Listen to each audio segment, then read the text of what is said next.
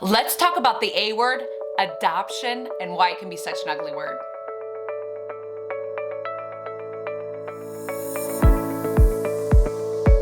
Hello, foster care and adoption friends. My name is Lauren, and this channel is called Lauren Fosters, where we talk about all things foster care and adoption. And today we're going to talk about why adoption could be not necessarily the big celebration word you think it might be. So I've mentioned in a couple of recent videos that we do have an adoption coming up, and while we are so incredibly excited for them and for this family, it does kind of come with some heartache as well. And let me explain a little bit what I mean by that. I think a lot of times when we hear the word adoption, we think that there's kind of this automatic celebration response that happens in a child's heart, and that's not necessarily the whole story. And while I could go on and on about why permanency is so important, whether that looks like a child reunifying with a biological parent or a child being adopted or guardianship being granted, I will say that that permanency can be a little scary at times for everybody involved. And let me tell you what I mean by that. Believe it or not, as excited as us adoptive parents get for adoption day, there is a sense of fear that goes along with this permanent thing we're committing to. You know, that fear kind of like when you're pregnant for the first time and you're wondering, am I gonna be a good mom? Do I really know how to parent? What do I do with a newborn? Do I know the things I need to do? Do I have the support I need to have to raise this child well? Some of those same kind of fears cross your mind on adoption day, and then some more as well, because then you pack on top of that the fact that the person that you're adopting isn't necessarily a newborn child and potentially is somebody that has come from a lot of trauma. In fact, most likely has come from a lot of trauma, and therefore is going to need a lot more support than your average child that doesn't come from trauma. Because I've said it before and I'll say it again, but we're not superheroes, people. We're just normal people that have signed up for this foster care and adoption thing. We're not like any more well equipped than the rest of you necessarily to do this kind of thing. So we're all just trying to figure it out as we go. So there is some fear. Can I support this child in the way they need? Are we bonded enough? I mean, that's a scary thing to talk about. Not a lot of people want to talk about that. Am I bonded with my foster child? Are they bonded with me? Do they want me to be their parent? That's something you don't think about that until children get older. But do they want me to be their parent? And hopefully the answer is yes, but I think that there is a genuine fear there from parents that may not be the case. You kind of go like, what am I signing myself up for in this? And there can be some fear on that. Okay, this is a permanent thing that never is going to change. Am I making the right call? Am I making the right call in my marriage for potentially my biological kids? If I have biological kids, am I making the right call for this child I could be adopting? Or maybe my other already adopted children or the other foster kids in my house. How's that going to affect them? There's a lot of fear for us as parents. And I will say that while I have so far been super overjoyed on adoption day, I will say I've gone to court with a parent that had some real serious concerns for their adoption. They loved their kids. They wanted to have them in their lives forever and ever. But that fear, are they equipped? Are some of these kids going to need more than they're able to give? You saw that just wash over them. And there was a radiation of fear in that moment. I don't think the kids noticed, so don't worry. I'm sure it was still a celebration day. They did all the good things and right things that people do on adoption day, if that's even a thing. Are there right good things to do on adoption day? I think we all approach it differently. But I will say, I don't think the kids noticed it, but I was getting the vibe from the parents. You could just kind of, as a fellow adopted parent, I could feel the fear radiating, the nervousness radiating off of them, because it was like a marriage, right? It's like getting married. I mean, it's like, it's a good thing, right? You're happy to walk down the aisle, you're excited, but there's a little bit of fear involved, and not just because you're in front of people, although there is some of that fear as well on adoption day, because in some areas they do have you go up front and say things, and in some areas they don't, so don't worry. That may not even be your area. But there is that commitment. There's a fear of commitment, and I know as adults we should be in it to win it from day one, but I mean, we're just normal people. We have fears like everybody else. So, and that's just the fears from me, from my parent perspective. And then you got, the rest of the kids in the family. So first I want to talk about your adopted kids and your biological kids, and then we'll get to the foster kids being adopted themselves. But for your foster kids and your biological kids, I mean, it's kind of fear, kind of like the fear of if you do have biological kids and you tell your little one that maybe you're expecting another one. I've had a couple of situations with a couple of my biological kids where I said, hey, I found out I'm pregnant, and I break the news, and they're full of joy, of course, in most cases, I will say, but there is a little bit of fear, like, is mom still gonna love me? I remember my oldest son being 4 years old and finding out I was pregnant with our third born child. My second boy, and him asking the question, Mom, are you still gonna love me when he comes? Am I still gonna be your little boy? Are we still gonna be friends? I think he said.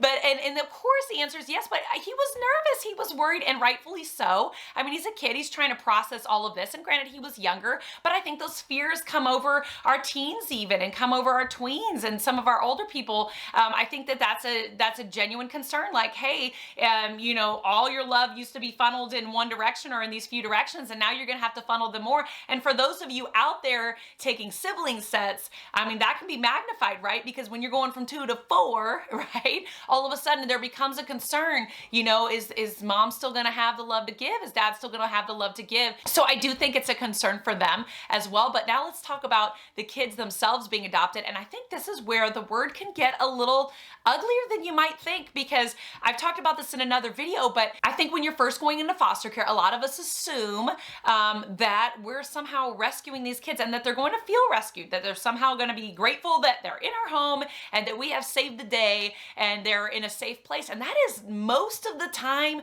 not the case. So I hate to break it to you, if you're hearing that for the first time in this video, I will tell you that chances are when a child's placed with you, they're not celebrating freedom. They're not, thank you for the rescue. They're more mourning and grieving a very traumatic, in most cases, loss for them.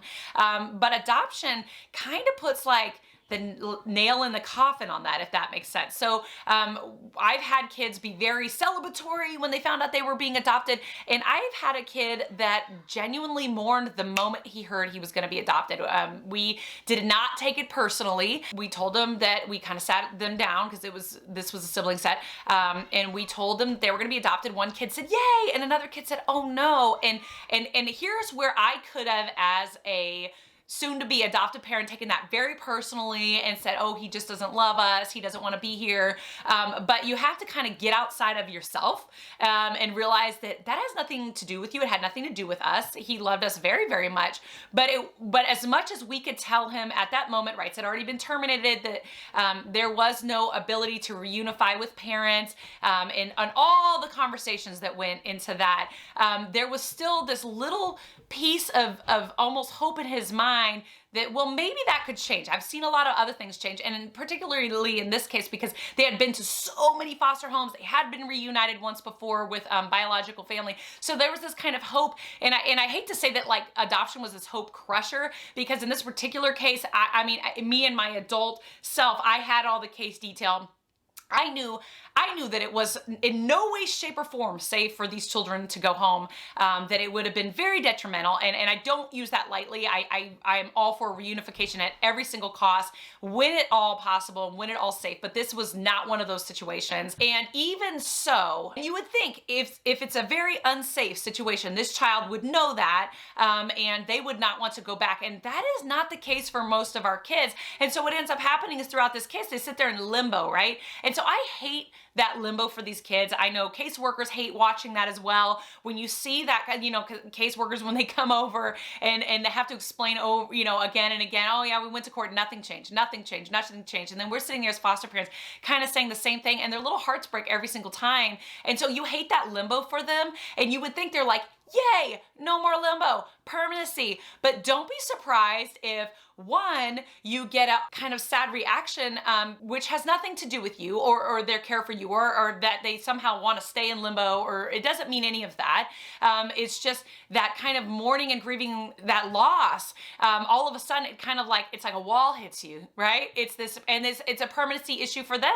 Just like I was talking about before, that permanency issue, that kind of fear, like I'm marrying into this family almost, like this is it. And for some of these kids who have not had anything permanent their entire lives, they've moved around, or they've had a lot of change, or lived in a lot of fear where they really just didn't know what was going to happen next. Sometimes that's, as weird as it sounds, almost comfortable. It's almost comfortable not to know what's going to happen next. It's almost kind of comforting to face the chaos at all times. That's something I, as a former foster youth, now adult, still deal with it, that I'm really good at crisis. I'm very, very good at crisis. But when I'm not in crisis, I can almost get a little anxious. As a parent, when you go It's almost too quiet. We should go see what's going on. My little trauma heart does that sometimes. And I think for some of our kids that are used to that permanency, that now what, is there. And I think some of our kids worry too, like when's the other shoe gonna drop? Everyone else who has loved me and committed to me has walked out on me. So are these people gonna do the exact same thing? Because that's what I'm expecting. And a lot of our kids do face that and do feel that. That's a very real and valid feeling. And it is not personal. It's not about you, foster mom and foster dad. And going back to the reaction, so if that first potential reaction is kind of this letdown, like, oh no, like, oh man, I don't know if I want this whole adoption thing, maybe after all, I'm not sure about this anymore. There's another potential reaction, which is that they're going, yay, I'm so excited. But all of a sudden you see behaviors go really super crazy. You see all of a sudden they're dysregulated and they can't really handle life, but they're really excited about adoption, or at least that's what they're telling you. And I've seen that a couple times too, where kids really want to be excited about adoption, or they want to kind of like mirror other people's response and reaction in the house. So they want to be excited because you're excited and they don't want to let you down. Or maybe they genuinely are excited, but maybe there's a piece of them that isn't so sure. And that's maybe something they're going to keep to themselves.